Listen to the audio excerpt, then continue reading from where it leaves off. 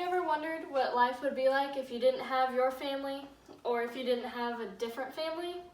Well, some of the 140,000 kids that are adopted each year ask themselves these very same questions. Although the practice of adoption has been around for the millennia, the history in the United States of social and legal process is actually quite short. According to childwelfare.gov, the first legal and modern adoption laws date back only to the 1850s in the state of Massachusetts. And these laws recognized adoption to be based on child welfare rather than the interest of the adults. I was adopted into this wonderful, amazing family at only a week old. Two of my brothers are older than me and one is younger. My biological parents were very young when I was born and knew that keeping me wouldn't really be the best option. So they put me up for adoption knowing that I would have a better life and so would they. My adoptive parents, on the other hand, these two in the middle, have made such a wonderful life for me and could not have been happier to go through the process of adoption. So today I will persuade the audience to consider adoption in the future by describing how the adoption process works,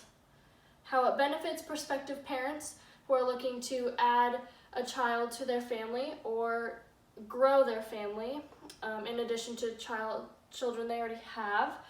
and how it helps provide a stable home and family for the children who are being adopted. So how the adoption process works, it's quite a lengthy process, but it can be summarized into approximately 7 steps. And according to the Division of Family and Child Services from the state of Georgia, they said that all of these steps go pretty much nationwide, but they have the most condensed and easy to follow steps. These steps are the inquiry step, which is where prospective adoptive families show that they're interested in adoption, which is followed by the information session step, which is where they meet with different people that are part of the adoption process to gain more information. And once they've decided that that's what they want to do and continue, they go into the pre-service training, which is where the prospective family goes through orientation and training session to learn in more detail about the adoption process and how to handle potential complications and what all could go on during the process. After that, they have the family evaluation, which is where the case managers meet with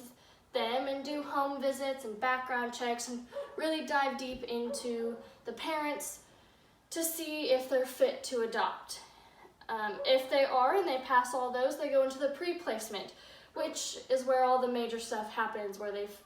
identified children that they're interested in or they're placed with the potential children that they will adopt, which follows easily into the placement step, which is where the family and the child are placed together and it's a right match. And during this placement and pre-placement, all the paperwork is starting to get figured out to take into the finalization step, which is where all the paperwork that is signed goes to a judge, where a judge signs it off and it's finalized. Now, while the adoption process is occurring, most children are put in the foster care system. According to the Adoption Network, more than 60% of the 680,000 kids that are in the foster care system each year only spend 2 to 5 years in the system, which is a very, very short time before they're adopted. Another 20% spend at least 5 years in the adoption system or foster care system before they're adopted. And unfortunately, there are children that never get adopted and they age out of the system. Although the adoption may be long and expensive to prospective families, which on average is costing now about $43,000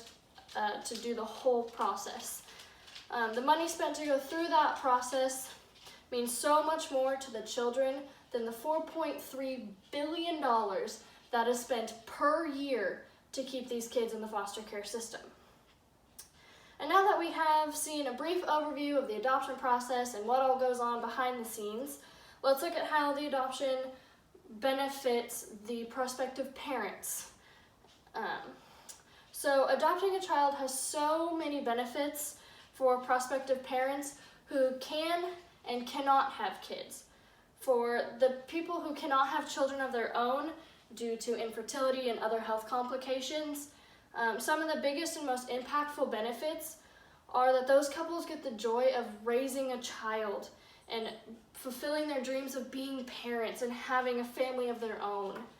And adoption also has so many benefits for the parents who decide that they want to grow their family even if though they already have kids of their own. These families are so special and near and dear to me because that's what my parents did. But they're so important to the system because they allow for children who have some difficulties being placed into other homes because they've been abused or they have other disabilities. They allow those kids to have an option and a place to stay with parents who already have gone through the hard stages of having a kid, and they have siblings that they can play with and get acclimated through the process a lot easier. And according to adoption.com, adoption allows both of these types of families to be able to expand their family, raise a child, live happy lives, fulfill their dreams, and provide a safe and loving environment for these kids to call home. And now that we've seen some ways that adoption can benefit the prospective families, we'll discuss how adoption benefits the children. Having a stable home and a family benefits these kids and allows them to really have a safe environment with opportunities and resources that wouldn't otherwise be available to them in the foster care system because it helps them to succeed in life. They get a lot more, they get a lot greater sense of security and commitment knowing that their parents went through all of this work to choose them. And in addition, the Adoption Choice Incorporated also says that the adoption benefits the children by giving them the opportunity to have better health, more one-on-one attention from the parents to create a stronger bond, as well as being more adjusted into school and society as their peers. With having this safer and more adjusted ability and feeling like they're home, they get a lot more involved in the extracurricular activities, their friend group widens, and people that are adopted can be some of the most empathetic and caring children that you'll ever meet because they've been through so much hardship and they know and they want to be there for others that were there for them. And all of these benefits not only occur in childhood, but they continue over into their adolescence and adult life and allow those that are adopted to have wonderful lives, and they work so hard to help these kids and help provide for themselves and their families, which they didn't have provided to them. And today I've given more detail about how the adoption process works, how it benefits prospective parents who want to expand their family or become first-time parents, and how it helps provide a stable home and loving family for children who otherwise wouldn't have those, in hopes that one day in the future you will consider adopting yourself or encourage others to adopt if they're in that situation.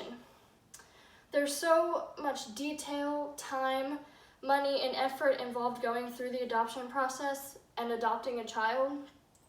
But for people like me